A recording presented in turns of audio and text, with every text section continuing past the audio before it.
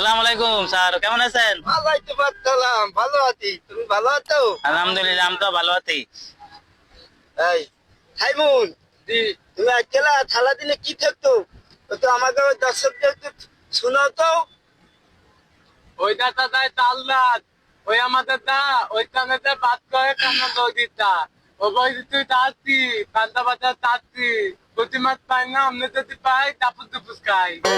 ধন্যবাদ ধন্যবাদ। তুহিন, তুমি আজকে থালা দিলে কি থাকতো? আমাকে দর্শক গেলে তো তো শোনাও তো।